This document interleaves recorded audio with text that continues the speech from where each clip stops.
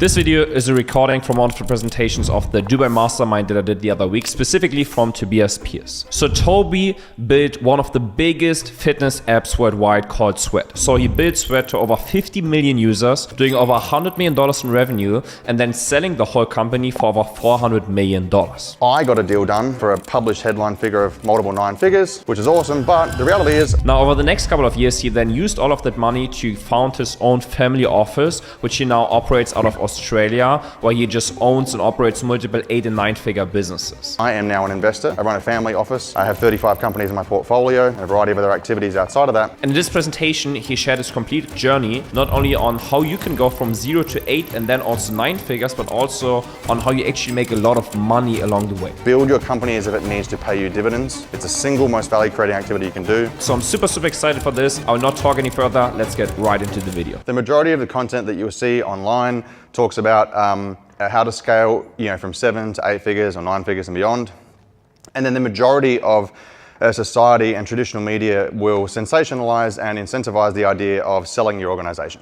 And whilst I think that's a great idea and there's certainly money to be made there, the data and the statistics do not actually support that that's a really good idea more often than not. And I will share with you some of the reasons why. And so one of my theories here is that for all of you who are maybe in your first business or early on in your entrepreneurial career, right now you're the silliest, most naive, and least effective at your role than you ever will be. And by virtue of that, it means that you are going to make the most mistakes. And I commonly refer to this as the cost of momentum without mastery. And that is that early on, you're learning the most, you're moving the most, and you're making the most progress that you ever will in relative terms. And as a result of that, you'll make the most mistakes. And with those mistakes come significant cost. And so for me, I started out as a personal trainer and eventually discovered the online world and was selling info products in the fitness industry. And roughly shortly after the first year, I was doing a touch over $30 million a year. And at that particular point in time, I was able to pay myself out a $22 million dividend personally. Now, as I'm sure for most of you that are in business right now, and especially in Ecom, it's a lot easier now than it was back in 2013. When I first started, I'm sure you can all agree a $21 million dividend personally is a pretty good outcome, right? And so at this particular point in time, I traveled to America and I discovered this idea called venture capital and private equity. And I got fascinated with the idea that you could put money into a machine online, which was Facebook at the time, create products, make a whole bunch of money, build a business, and then some person on the other side of the world would then wire me a huge amount of money in exchange for my business that I built. And so I became fascinated with this idea. And so I thought, well, that makes sense. What I'll do is I'll grow my company as quickly as I can, pretty much at any cost, so that then at the end, somebody will pay me a massive amount of money for my business. And invariably, what ended up happening was a couple of years later, I got to $120 million in revenue and was effectively unable to pay myself, or paying myself a really small amount of money in relative terms to where I'd come from previously. And so the insight here was that I thought that that was the right direction to move in because all the information I could find online and all of my wonderful mentors and advisors thought that was the way that you should run business. And now obviously what ended up happening was that I learned shortly after, for a variety of reasons, that that maybe wasn't the right idea. And that's because I quickly came to the conclusion that I fell under what I call the exit illusion, right? Which is that you put all of your eggs effectively in one basket and you say, well, my business is great. We're growing faster than everybody else. We're dominating online. We've got a great brand. We're ahead of the pack. And so, I don't know, Heinz Kraft will buy us, or P&G will buy us, or Colgate, or Mars Wrigley, or one of these other massive companies for a lot of your kind of DTC, CBG brands. You think that that's what's going to happen. And you think that it'll be easy, and you think that you'll go to market and you convince these people, well, because we've got heaps of revenue and we're making heaps of progress and we're growing, well, that's just going to be super easy. And the reality is that it's not. And so we were the biggest in our space at the time, direct-to-consumer fitness content. We were the first mover in our industry, going from what was a wonderful business model, selling ebooks or info products, to building a mobile subscription app. We were one of the first, actually we were the first ever fitness app on Apple Watches. We worked with Apple in their underground laboratories to help bring that product to market, right? So we were well and truly ahead of everybody else. So we went to the US and they were spending billions in the fitness industry investing in companies, and we went in and we go, we're the biggest, we're the best, we're the fastest, we're first, surely you want to buy us. And after a couple of weeks of speaking with over 120 investors, within 24 hours of speaking to every single one of them, 100% of them rejected us. So we left with 0 opportunities, not even bad opportunities or low price, we left with 0. And so, as I'm sure you can imagine, this is me in my very early 20s, feeling pretty hyped up after making 120 million bucks in the prior year, kind of wondering what the hell is going on. Why is nobody interested in what we're doing? And invariably, I learned not only that, but I also learned that trying to sell your company costs a shitload of money. And so for me, it cost me about $11 million. There's this process called vendor due diligence, where you effectively perform due diligence on yourself to identify risks that an investor is going to look at that they might not like, i.e., hey, you don't have cybersecurity protocols in place, or hey, you're not compliant in this company, or hey, you don't have tax structuring in this particular part of the world. And that costs a shitload of money. And it costs even more money when you spend the $11 million and you don't get a deal.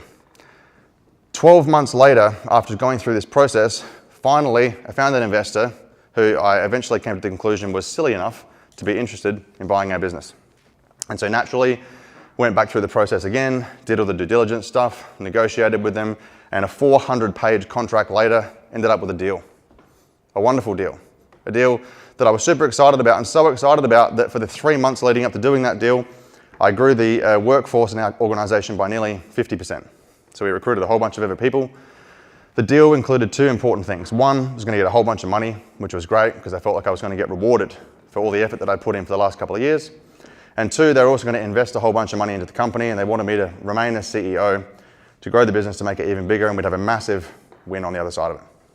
Well, wonderfully, what ended up happening was 32 hours before I was meant to receive the money, they pulled out of the deal. And so, again, early to mid-20s, expecting 150 million US as a part of this deal. Paperwork was even signed. Gone. 0. Lost. So I've been through the process again. So now we're nearly 15 months into this process. Let's call it 121. Investors have effectively rejected us. Lost all of my own money. And now we're in an even worse scenario. Why? Well, the company is losing money. And we've got 30 or 40 too many employees relative to what we actually need.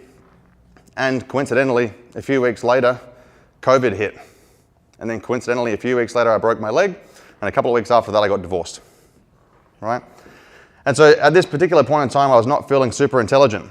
I was not feeling super smart. I was pretty convinced that I didn't actually know a lot about law. And for me, I would argue that in reflection, that's probably the single most powerful development period in my career to date, and it still stands this day. And that is because it brought me really, really close to reality, right? And that is that there is a reality in business that is more harsh and more real than many of us want to believe. And unfortunately, it exists the entire time that we're in business, but sometimes we don't realize it until reality is the only option we have left. And what I mean by that is that people hope that things will happen in the future, i.e. they hope that they can sell their organization. They hope that they'll make more profit. They hope that rebranding is going to make them more competitive in market. They hope that by spending heaps of money on the top of funnel that they can't attribute, that's one day going to deliver value for them. They hope that focusing on community is going to make them great in the future and that they'll beat their competitors, and they hope and they hope and they hope. But unfortunately, hope is not a strategy. And as I discovered, it doesn't pay at all. It's actually incredibly expensive. And so as I went through this process, I thought, well, maybe I should educate myself on the way these deals work, whether it be venture capital, private equity. There's a variety of different layers here, but I wanted to educate myself on how deals happen and how do they happen, and importantly, why do they happen? And the first preliminary insight was that well under 1% of all organizations that are actually successful, that actually make profit, exit. So just to be clear, that's not out of all companies. This is out of all businesses that are successful and surviving and profiting at this particular point in time.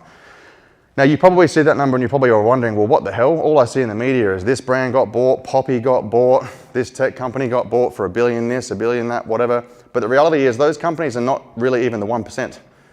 They are the 0.01% within the 1% of the 1% again, right? The probability that those outcomes actually happen is not 0, but it's effectively 0 for the majority of us mere mortals who are running otherwise standard businesses, right? And so I hope, just to be clear, I hope that I'm wrong. And I hope that the maths is wrong. And I hope that you all get $1 billion or more exits. But the reality is that we can't hope that that's going to happen because our livelihoods and our families and other people's families are dependent on us and our businesses. And so this then led me to the idea, well, if you were going to sell a business, how would you make it desirable? How would you convince somebody or make somebody want it? And so the conventional idea is that scaling to 8 or 9 figures in revenue is going to help make you more appealing. And one of the most important and painful lessons that you have when you transition to an investor, and I am now an investor. I run a family office. I have 35 companies in my portfolio and a variety of other activities outside of that. The number one learning that you have is that investors do not look at businesses the way founders look at businesses or the way operators look at businesses. They see them fundamentally different. As far as I'm concerned, when I'm looking to make an investment into an organization, I really couldn't give a crap about revenue at all. It effectively means nothing to me. Maybe the growth rate of the revenue is interesting, but realistically, it doesn't change the desirability of the organization for me at all. I'm mostly interested in how much actual money does it make, how much cash is actually thrown off of the organization, because that's how I get paid, and we'll talk more about that afterwards, right? And this ultimately leads you to this idea that therefore, if you are a founder and you are doing what I did, which is dramatically growing the organization effectively in an uneconomic fashion, then you build a business that effectively can't pay you. And so all of your eggs are in the exit basket. And if you build a business that can't pay you, and I don't mean a salary, I mean outside of a salary, you get no dividends or any other benefits from it, well, really, you've effectively spent all of your time building a liability. You haven't actually built an asset, right? You're not actually generating anything from that is personally beneficial for you, right? So despite building a business that might make $100 million in revenue, you're still not actually independently or personally wealthy. And if for whatever reason, your hope ends up to be bad luck and you can't sell the company, then you've effectively spent all this time building something to pay you a couple $100,000 a year in salary and maybe give you some extra lifestyle benefits and travel. Now, I hope that that's not any of you, but the numbers rarely lie and seldom are they inaccurate. And so it's funny because Carl, really smart, experienced man over there, made this quote earlier on talking about the fact that you don't know who's naked until the tide goes out, which is by a guy called Warren Buffett. For those of you who perhaps are unfamiliar, Warren Buffett and his business partner, Charlie Munger, are arguably the best investors in the world, or top 10 investors in the world over the last 50 odd years. The lesson here is basically, there's a variety of lessons, but the lesson here in this particular quote ultimately is that everything looks wonderful and shiny on the outside, and while everyone is winning in a particular industry or market, everything looks great. Everything looks exciting. And then the industry turns. And then Donald Trump implements duties and tariffs in America. And then interest rates go up, and then a whole bunch of deals blow up, and then all of a sudden, you're running an organization that has effectively no margin, you put all of your eggs in the revenue basket, and you're, for all intents and purposes, naked at the wrong time, right? And so, I guess off all the back of this then, well, I got a deal done, for a published headline figure of multiple 9 figures, right? Which is awesome, but the reality is I got insanely lucky. And when I say that, I don't mean that I don't think that I'm clever, and I don't mean that I don't think that I worked hard. Absolutely, I worked hard. I worked as hard as I possibly could tolerate. I dealt with the maximum amount of stress that I could possibly tolerate. But statistically, I got incredibly lucky. Not only to get a deal in general, but to get a deal at that particular point in time for that business, in that industry, of that size, with those terms. Then off the back of that, a reasonable question would be, well, then how do businesses actually create value for founders, right? And so all of you, or the majority of you here are founders, you own your own companies at the moment, and I hope that you're winning and making heaps of money. But the reality is that there's only 4 ways, or 4 ways you get benefit. And you'll note that I use the word value, not money, okay? Because there are different streams of value.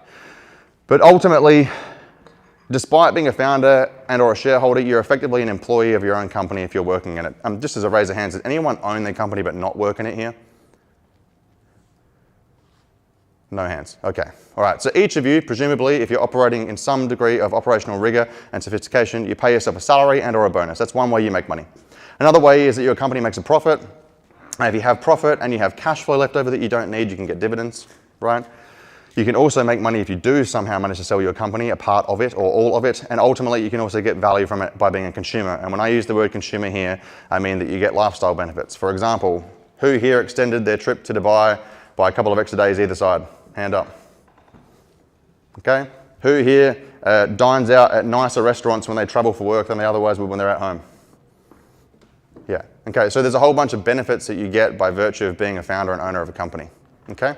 But the reality is that when you think about this from an investor's perspective and you think long term, you really only care about these 2. And the reason you only care about these 2, because these are the only 2 that are going to hit your pocket in a way that is disproportionately valuable from a wealth perspective. What I mean by that is no one here is paying themselves a salary of $10 or $20 million a year, right? Most of you are probably paying yourself a salary of a couple of $100,000 a year. How many people are paying themselves more than $500K a year as a salary contracted as an employee? Anybody? Hand up. 2 or 3, 4? Okay, good. All right, anyone paying more than $1 million as a salary as an employee? Good, couple. All right, so in this room of however there is 60 or 70 people, 1 or 2 of you currently hit that threshold, right? Which means for the rest of you, mere mortals like myself, right? You're not getting a gigantic amount of personal income out of your company. Now, hands up if your company pays dividends or has ever paid a dividend.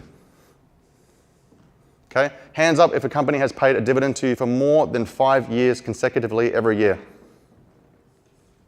Right up. 1, 2, 3, 4, 5. Okay, cool. Okay, so the majority of people in the room have not had consecutive dividends for 5 years. Okay? Now, hands up if you sold a company in the room. Hands up if you sold a company for more than 50 million. Anybody? No. Okay. So the reality is that many of you are subscribed to the idea, therefore, by virtue of either not getting dividends or not getting them consecutively and not paying yourself more than $500K or $1 million a year. Many of you are subscribed to delayed gratification or deferred gratification by one of those means, or you're heavily subscribed to the idea of selling your business, or both.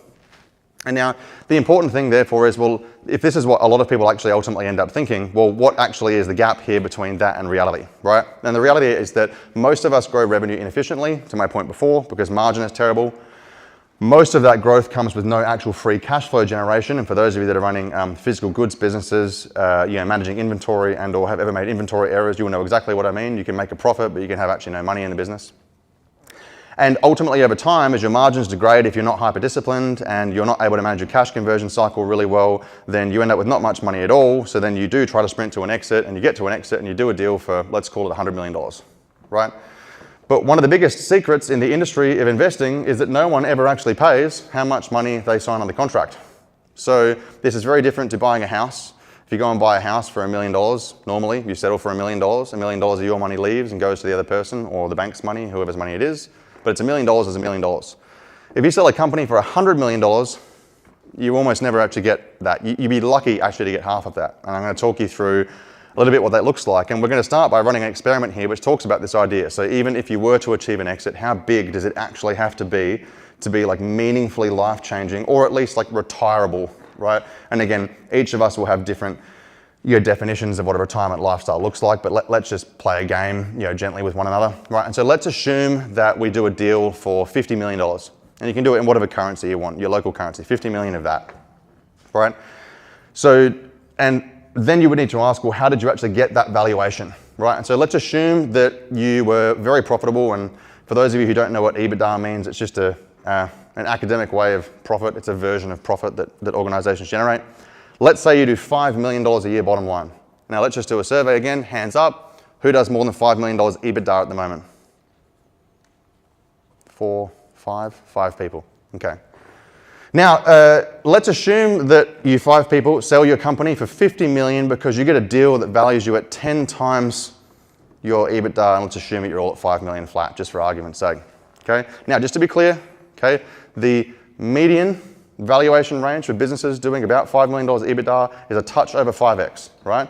So normally you'd be doing a deal of a company that size at 5x this. I've done 10x just for the sake of illustrating this point, okay? So you've sold your company for $50 million bucks. Let's even assume that 100% of that is cash, okay? And just to be clear, it is almost never cash. Deals are normally done in thirds. So you would normally get 30% of cash up front, 30% of cash slightly delayed, maybe 1 or 2 years, and then normally the last 30 or so percent is then incentivized. It's ratcheted based on growth forecasts. And the funny thing about growth forecasts is investment bankers are really fucking smart. They'll set those targets just above what you can achieve and you pretty much never get the money. Okay, now you might think that I sound cynical. You might think that I sound super cynical, but I've advised more than 50 founders over the last 5 years. Majority of them had exit deals ranging from 10 million up to $500 million. And I am not sure that I have seen a deal yet that is 100% cash, or even if it was 100% cash, that they actually even got that money. Okay, so I'm not trying to say this from a cynical or depressive standpoint, but the reality is that's actually the way investment banking and investment deals work. So, but for the sake of it, let's say you get a 10x valuation, which you're statistically unlikely to get, and let's say that 100% of the deal is cash just for the sake of explaining this example, okay? So if you get $50 million at the top line, there's obviously stuff that happens. Now, I don't know where all of you live, and so I'm not going to try to create an example that is perfect for each of you, but the majority of countries around the world have a thing called capital gains tax, okay? Now, in Australia, it's about 25%, so we're gonna use an Australian example because that's where I'm from. So you sell a company at 50 mil, you pay CGT, okay? On top of that, you also have fees because you've got to pay advisors and whatnot, and that's normally deducted from deal value when you sell the company, right? So one way or another, you pay it out of the company.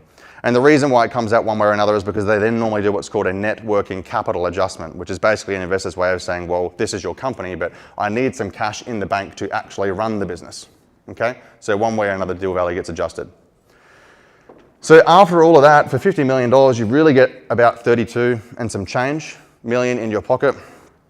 But then we're all humans and we're all tired and exhausted and stressed, so we get to the other side of the deal and I'm like, I'm gonna spend some of this money now because I'm happy. Maybe I'm gonna buy a house and some cars, go on a holiday. Maybe I love my family, so I buy my parents a house or my dad his favorite sports car or whatever it may be.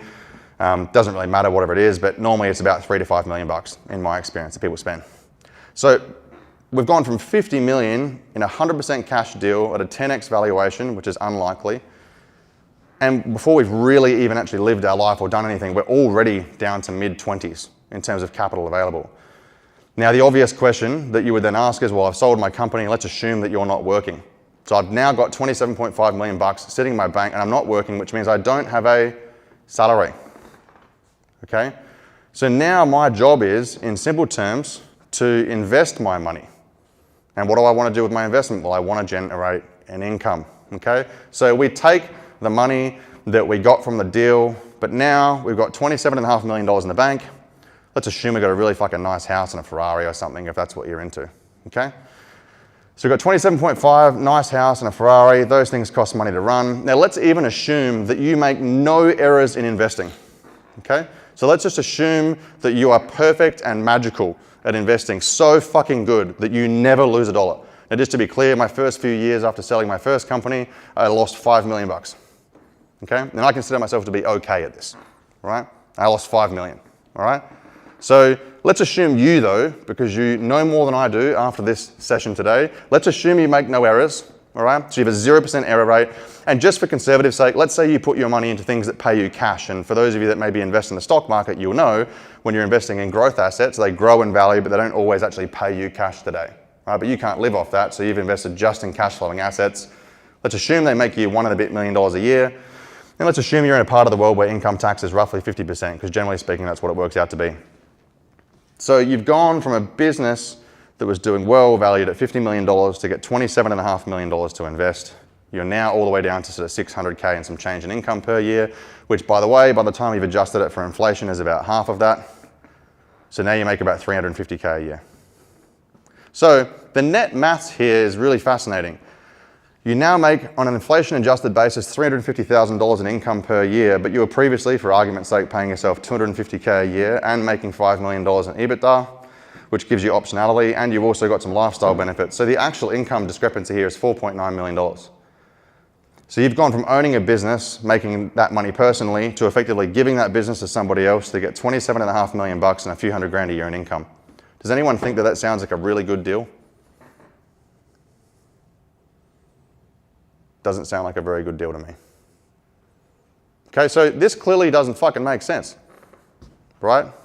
But this is what you see published on the internet every fucking day of the year. All these people saying, I sold my company, I did this, I did that. And to be clear, if they did, I am super happy for them.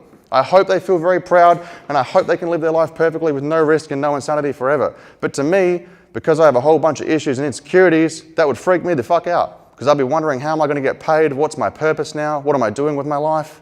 Etc., etc.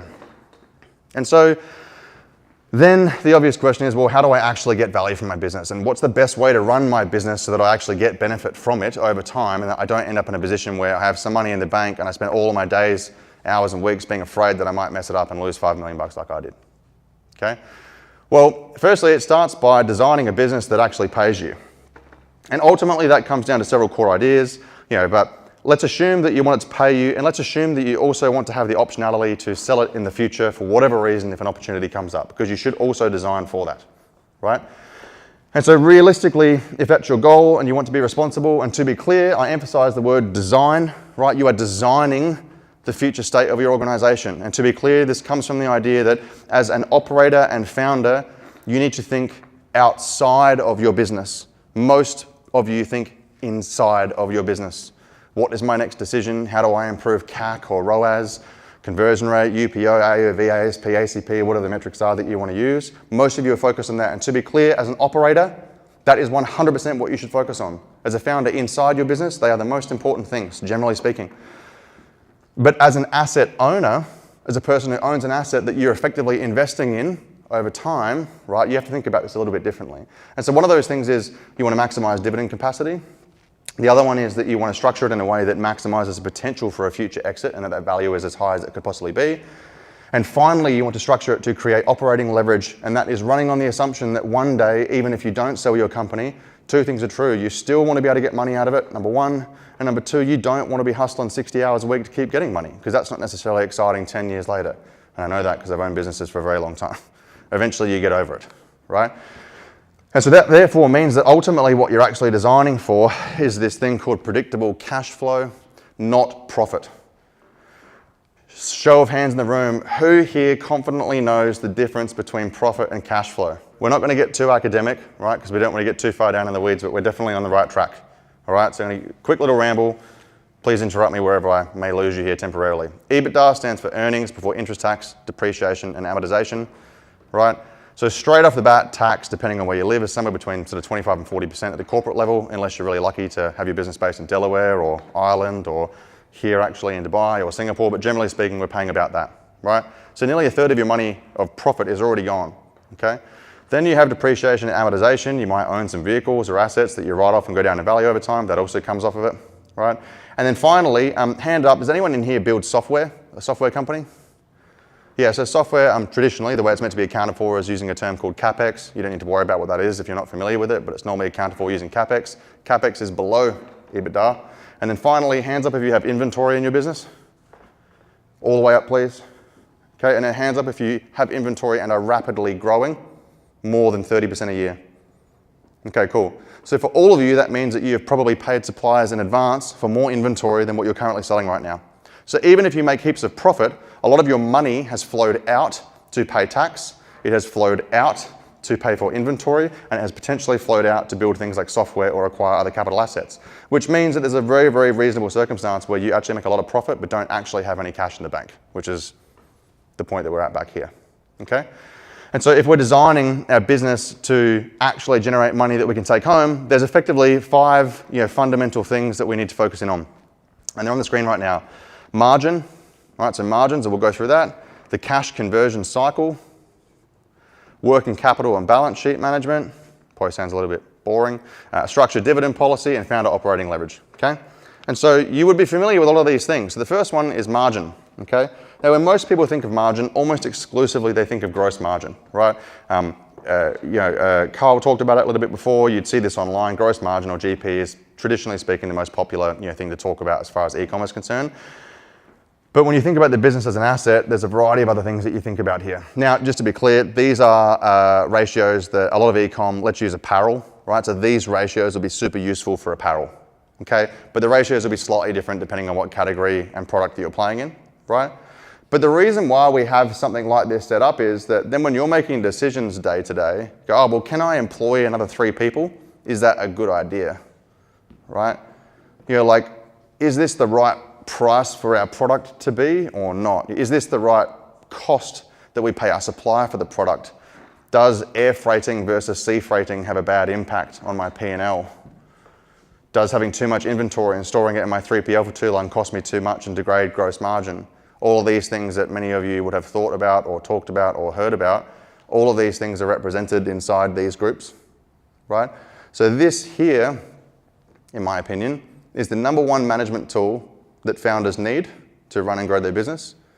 And I've almost never ever met a founder that gets or understands these ideas, or if they do, they only get a small portion of it. And so if there's one thing that I could impart on you from today, if you ignored everything else, it would be this. This is the single most valuable thing that as an operator and leader in your organization that you can follow, because it has the single largest impact on cash flow that actually goes to you as an individual out of pretty much any other decision that you'll make in your business.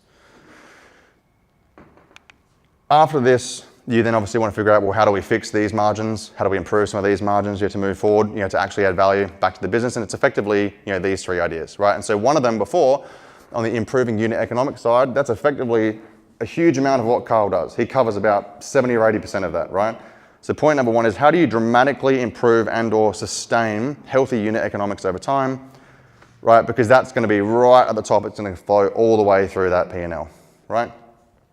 The second thing is that once you've done that and achieved that, and you've figured out what your margin guardrails are, in absolutely no circumstances should you break your margin guardrails, right? And the reason for that is that everyone goes, oh, it's just this one time, it's just this one order, it's just this one thing, we'll do it, and then it becomes habitual, and then before you know it, you go from 20% profit to 10% profit to 5% profit, and then you're in a hellhole trying to fight out, right? It happens all the time. It becomes a race to the bottom, okay? And one of the ways that you save your margin guardrails is by being obsessive about trimming costs, okay? So one of the first exercises that I do when I buy a company, and I'll use an example, I bought a software development agency last year in July, which is actually a wonderful business. Probably sounds a bit funny now that AI is becoming so popular and usable, but it's a wonderful business. One of the first things that we did when we bought that organization was we're like, well, how much can we cut costs by while still providing high quality service to customers? And the answer was about 27, 28%, right? And so instantly off the bottom line, literally on day one, we were able to add 20 points to the bottom line or more in terms of profit and cash coming home to us. Now in that business and in every single one of my portfolio companies, every quarter, on the quarter as a part of budgeting, I require every single function to cut their costs by 2.5%. Every single one of them. And just to be clear, a lot of the time they can't do it because there's nothing left to cut, right? But every single quarter we come back with the same idea, how can we cut and cut and cut and cut and cut? And the reason is that a profit and loss statement or an income statement, depending on where you're based in the world, I commonly refer to as it's like a bedroom, like a spare bedroom. Anyone have a spare bedroom in their house? Just accumulate shit over time. You just put stuff in there to store it and get it out of mind, right? Out of sight, out of mind.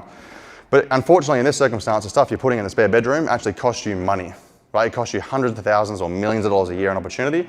It's lazy money, right? It's not actually generating you any income or benefit, right? And so if you want to run an organization that actually has the capacity to pay you a lot personally, and you want to set yourself up to sell your company in the future, if that's what you wanted to do, this would be the first big thing that you do. An obsessive focus on unit economics. Be absolutely relentless about imploring the rules of your margin guardrails, and then finally relentlessly cut costs pretty much consistently, not as a once-off, but as a habit, right? The next thing on the list is cash conversion cycle. I'm not going to spend too much time on this, but ultimately cash conversion cycle is a representation of when I spend money out, for example, to buy inventory or to acquire customers, how long does it take me to get that money back? Okay, so some of you would think about this as days of inventory in your warehouse. Some of you might think about payback period on customers. You might hear the idea of like first order profitability or not. How long does it take me to get that money back, right? This is the same idea, just represented in a slightly different fashion. And ultimately for the cash conversion cycle, you also have 3 primary levers that you can use to dramatically increase the amount of money that you make. One is to heckle with your suppliers. Most people in small organizations don't negotiate with their suppliers, either on price or more importantly on payment terms. The goal here at all points in time should be effectively to have a negative cash conversion cycle, which means that you pay for the stock after it has landed or even after you've sold some of it. And one of those strategies is obviously pre-sales, right? The second thing is that you actually want to order the least amount of inventory for each product at any given point in time based on how rapidly you turn over stock, which means you have the least amount of inventory in a warehouse. So you pay for the least amount of storage, right? Which requires you to have very good inventory management capability. But ultimately, by doing that, you're never ever degrading margin by having stuff sitting around for too long. And the last part is that ultimately you try to make sure that there's no leakage in your cash conversion cycle, okay? Third item is around managing your balance sheet. Does anyone in here know what a balance sheet is? Hand up. Okay, it's about half the room. All right, the balance sheet is a thing that tells you how much stuff you actually have of value. It doesn't tell you how much money you make, but it tells you how much value you have, right? And so ultimately, by managing the assets or the cash that sits in your balance sheet, you can make a huge amount more money. And all of this ultimately relates back to one important point, which is the dividend policy, which is that how do you actually get money out of your company if you've made a profit, right? And so the argument here basically is that if my organization has made cash because I've acquired customers efficiently, done a big sales campaign, et cetera, what do I do with the leftover cash? And it's a really basic decision tree, and that is that do I have something that I can invest in the business right now that's going to make me lots of money? If yes, then I should invest it. If not, well, do I have something else in the near-term future that I want to invest it in or that I might want to? If yes, then I should leave the money in the business. But if the answer is no, then I should be paying myself out a dividend, okay? And so this precise cycle here is something that many, many, many founders mess up because they all fall into this trap of thinking that I have this amazing new idea that I can invest my money in. Hands up right now if anyone in here has launched a second business while still running their first business. Hands right up, all the way up. And how much profit in the last 2 or 3 years has your second business made you? Just shout out some numbers. None. Anyone else? None. Anyone else? 0. Anyone else? Does anyone observe an interesting trend with that? Right, so the idea here is that we fill ourselves with this confidence after building a really wonderful core business that we then want to go put our money in elsewhere, but ultimately that makes no money. I'm not telling you to not do that, because what you would do with your money is your idea, but sample size of this room indicates how likely that is to actually work while you're building your core business. Okay? So we fall into this idea that we think we can reinvest our money and we can just create a money printing machine, but it actually doesn't work that way. You'd be far better off either leaving the money sitting in a term deposit account or paying out to yourself in a dividend. Okay? The last piece about building a really good organization is effectively getting to the point where you don't have to run it. Right? And I would argue that in all of my time as an entrepreneur, over 15 years now, the single hardest thing and also the single rarest thing is that people are able to design an organization that can run without them, right? And the simple advice that I tell people to think about is, I'm like, if you had $1 million for you to step away that you're going to spend to hire people or a person to run the business, to get back whatever it might be, 40 or 60 hours that you work a week, that actually is the most economical and financially intelligent decision you can make if you've built a good business. Because that actually then allows you to go and build your second businesses, which then go and do what you want to do. Or alternatively, you can piss off to the Mediterranean and have 6 months off and live a wonderful lifestyle until you realize that you get bored and you want to get back into it. Okay? But in summary, margins, cash conversion, balance sheet, dividends, and transitioning from being an owner-operator to just being an owner. Okay, they're the 5 fundamental ideas. Now, if from this entire presentation you do nothing else at all, ever again, but you took away 4 things, then it would be this. I would please ask you to do these things. It would be number 1, build for optionality. Okay, so that includes the things around margin and free cash flow and all the stuff I said before, which also means do the really bloody boring things. The things that are going to make you the most money you will not see on Instagram, you will not see in news articles, you probably won't even see them in 95% of the books you read. It is the boring shit about cost control and margin profile and balance sheet management that is actually going to make you huge amounts of money. There is not a single piece of evidence available in the business industry that you're playing that says that that's untrue. All of the evidence points to that being the root truth. The third thing is that you need to make the leap at some point in time, and normally it's around the 5 to 7 year mark between being the person who runs the company that you own into a seat where you just own the company. Now, even if you choose that you don't want to step away, my strong suggestion is that you try to design your company to run that way, right? So when I sold my first company, the one that I messed up dramatically before, when I did sell it, I was running the entire company in 5 meetings a month. I only attended 5 meetings. Okay? And so even if that sounds crazy, you should be using this as a goal to work towards how can I run this company in the least amount of my time personally. So there's all these other controls and processes in place, which ultimately means you have to do one thing, and that's find a way to systemize repeatable leverage, right? Which is systems and processes and tools and automation and all this sort of stuff. Okay? So if you take nothing else in this presentation, guys, please, please, please learn from my mistakes and pain and lessons. And having done this multiple times now, build your company as if it needs to pay you dividends. It's the single most value-creating activity you can do. That means you have to do the boring things. It means you want to be an owner, not an operator, which means you have to build leverage operationally. That is all. Thank you.